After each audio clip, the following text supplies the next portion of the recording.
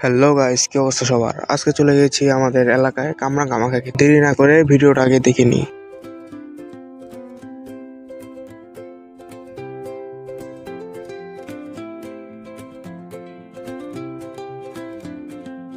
এখানে আস্তে আস্তে কামরাঙ্গা মাখার প্রসেস চলছে।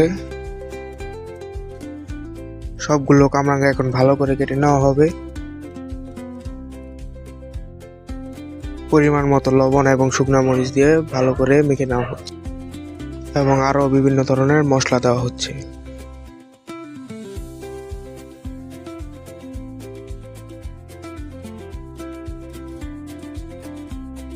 এবার কামরাঙ্গা সবগুলো ভালো করে মেখে নেওয়া হবে।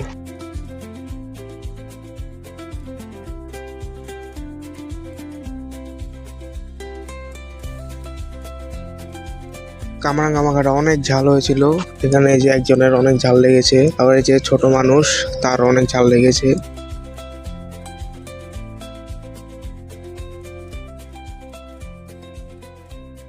এখন খাওয়া দাওয়া করে সবাই একসাথে বসে আছি।